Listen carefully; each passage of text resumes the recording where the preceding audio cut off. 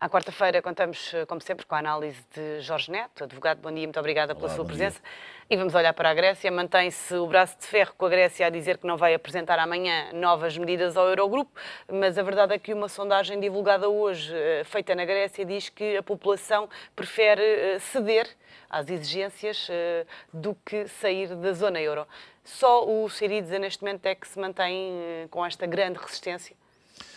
Eu penso que é basicamente o Syriza, e até agora, enfim, o Syriza tinha ou tem tido o apoio da generalidade ou da maioria da população grega, mas no limiar desta situação, de facto, começa a verificar-se, penso eu, algum divórcio entre aquilo que é o pensamento da generalidade da população grega e aquilo que é a atitude política no terreno da parte do governo Syriza. E isso, a meu ver, pode ter uma de duas saídas, ou uma cedência da parte de Syriza para ir ao encontro daquilo que é o pensamento da maioria da população, que quer de facto o mau acordo, apesar a uma ruptura, prefere o mau acordo a uma ruptura, ou então fazer prevalecer a sua posição, que é de facto esta posição intransigente de esticar a corda até ao limite com Bruxelas, levando até um possível Grexit, uma ruptura, que naturalmente terá consequências muito gravosas para a Grécia, mas não só,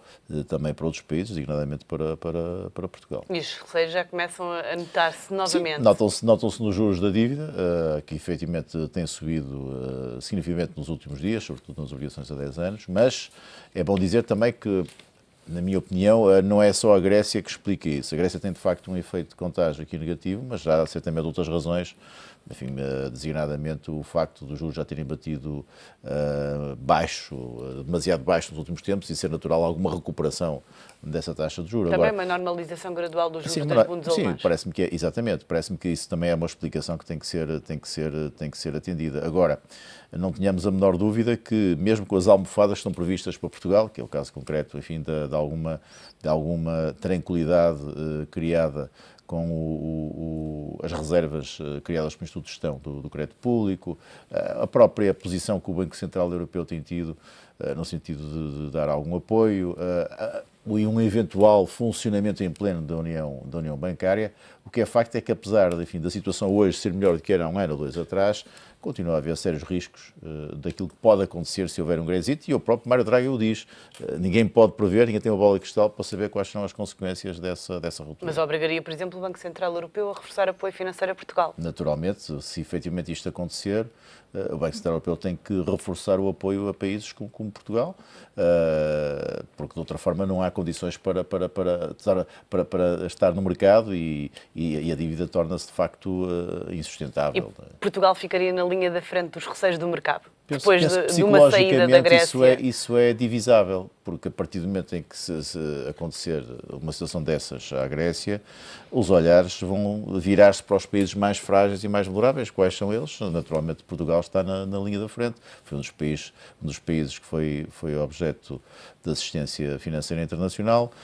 Cumpriu o seu programa com sucesso, é bom dizê-lo, mas continua com fragilidades muito acentuadas, nomeadamente uma dívida pública muito elevada, e esse, a meu ver, é o principal risco sistémico que atemoriza os credores. A verdade é que as posições têm vindo a extremar-se. O que é que espera do Eurogrupo de amanhã? Parece-lhe que ainda há possibilidade de haver algum acordo, ou a falta de confiança que, entretanto, se gerou entre as duas partes não vai permitir? A esperança é a última a morrer e, portanto, nunca podemos dizer, até ao limite dos limites, que não pode haver aí uma hipótese de acordo. Vejo, por exemplo, o FMI ser muito cáustico relativamente à Grécia no tocante à questão da exigência do corte nas pensões, por contraposição àquilo que a Grécia propôs, que era uma medida conjuntural, que era o corte na defesa. Não, o FMI quer um corte estrutural e perene a longo tempo nas pensões, mas também a defender o próprio FMI um aligeramento da dívida. Mas o FMI tem sido aquele que tem tido a posição mais intransigente dentro das instituições da Troika. Mas vi recentemente o FMI a defender uma coisa que não devia defender a Comissão Europeia, ao Banco Central Europeu, que foi o aligeiramento da dívida por contraposição ao corte das pensões. Portanto, há aqui algumas nuances que permitem ainda, e algumas variáveis que nós não controlamos, que permitem ainda um acordo no final da linha. Mas, agora, o que não há a menor dúvida, isso é que é bom dizê-lo, é que isto, do ponto de vista do bluff político, do ponto de vista da retórica, do ponto de vista de todo o folclore que se gerou à volta desta situação, a Grécia, a meu ver, perdeu toda a credibilidade. Porque... E está a perder força, o Syriza está a perder força também internamente. O Syriza está a perder força internamente. Mas politicamente falando tem legitimidade, não é? Tem legitimidade, foi eleito sufragado pelo voto maioritário do povo grego. Mas neste momento, com esta sondagem que aponta para uma inclinação da maioria da população grega para um mau acordo e não para uma ruptura, a própria legitimidade é posta em causa. E, portanto...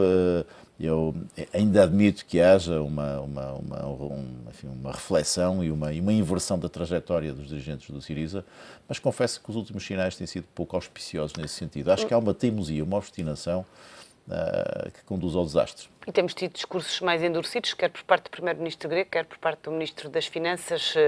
Tsipras diz que as exigências em relação às pensões, eu vou citar, são irracionais. As exigências em relação às pensões são irracionais porque esse tem sido o cavalo de batalha. A Grécia, os dirigentes do governo, do Syriza, tem-se oposto determinantemente àquilo que é, a meu ver, o foco principal de atenção entre as duas partes, que é a questão do corte nas pensões e nos salários, coisa que, efetivamente, o Syriza não quer fazer e que os credores internacionais entendem como absolutamente essencial para o reequilíbrio das contas públicas da Grécia. E não havendo aqui uma saída deste impasse, não há solução no horizonte. Agora, a retórica está a assumir foros de uma dureza semântica nunca vista. Sim, temos ouvido falar em pilhagem. Não, e vi falar o primeiro-ministro grego, Tsipras, a falar em responsabilidades criminais.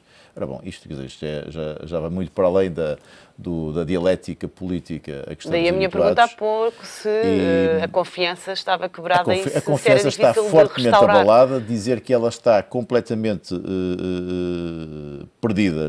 Penso que não se poderá ainda dizer isso, mas que estamos de facto no limiar de um desastre para a Grécia. O que é que poderá, permitir uma expressão, pôr água na fervura no meio disto tudo? Se é que há essa possibilidade.